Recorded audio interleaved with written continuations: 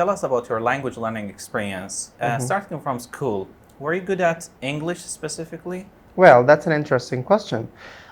First of all, I don't really think that I was actually, because I wasn't in Iraq. I was in another country.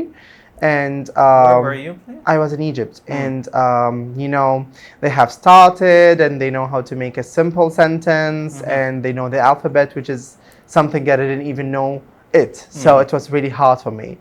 But I started to practice, and the teacher in that time helped me a lot, actually. He told me, you haven't studied it before, but I think you will do a great job. Egyptian teacher? Yes.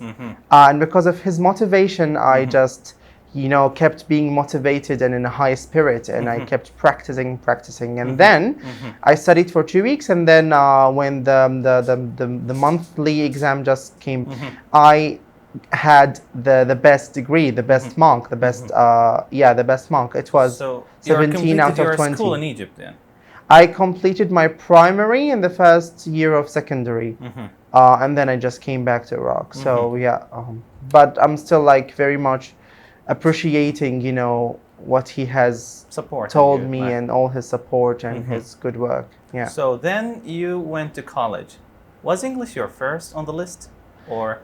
Actually, it was. When I just came from Egypt, I was 12 years old, I remember. And, my grandma was an English teacher back then. And she's really cool. And I like the way she talks about English and the way she talks about literature. And she liked a play of Shakespeare. It was King Lear. She gave me that kick to study and to be that one who's really going to present. So that picture you had, was it the same of what you saw in college? I mean, was it a good one, just like you imagined it to be, or it was totally different? Like what I studied and how things were? Well, college was okay. It wasn't very bad and it wasn't very good. Yeah. It helped me a lot through a lot of things, but I didn't have that much of a motivation I had when I was younger, and that was a drawback, let's say. But after that, I just said to myself, I'll do it by myself, to myself, for myself, nobody else. I don't know. It's like, I don't know. It's like something I had in myself saying that, yes, okay, I'm studying it and I have to be great at it, and it was my dream. Yeah. As I said, when my grandma gave me that spark, I was like, okay, I'll be a teacher like her one day. And now actually, when she sees me, she says, now you're so much better than me. And I feel like, oh my God, I have done such an achievement actually, and it's just so good. Nice. So yeah, as you said, you just asked and why and how. I don't know, I started finding my way in English, looking up in words. Was it only, sticking to curriculum of college? No, never. These textbooks Never. Novel, poetry, drama. Well, I'm very much into poetry, okay, but it was never the way, because I had to listen to songs, I had to write the lyrics, and I just repeat them, and I tried to sing them as well.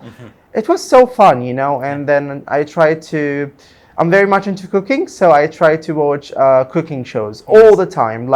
There is a everyday cooking or something, like a channel on YouTube, Everyday Food by Sarah Gary. She's amazing. She's a ginger person. I'm in love with her. She's so nice. And I don't know, I loved English because of very many people I have seen in my life, and they just came across me, and it was so interesting that everybody I met was in a way a motivator.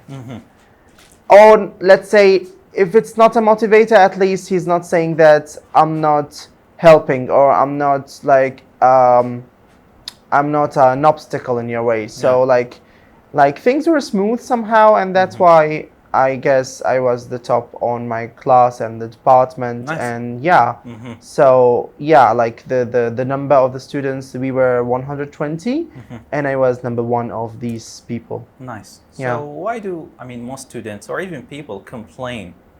English is hard, grammar is difficult. I want English without the grammar. And you found your own way, like you said, cooking, poetry, movies, songs. Okay. Yeah. So, I mean, what should they do, in your opinion? Well, that's a very interesting question, and actually we are dying here as teachers because students come and they say, I want speaking. There is no such thing. There is no speaking by itself.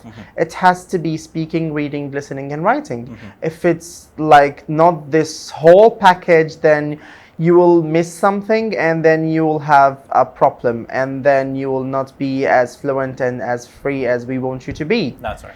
And Just that's like the why. ingredients of a recipe. Yeah, exactly, Yeah. exactly. So If you like, remove something. yeah, exactly. So like, if something is missing from a recipe, then the taste is different, and it's not as you really want it to be. That's right. And I always tell them, never, never think in your mother language, because if you think in your mother language, it will be like very slow process, because course. it's all about the first language interference, and the language interference, it never stops, you know, course, like yeah. you make a sentence in Can English. be negative. Yeah. Yeah, it's very negative sometimes. You Yeah. make a sentence and then you write it and then you say it in Arabic and then you want to translate it and then you have 3-4 So long. seconds to say a sentence, and Yeah. it's never happening, you That's know?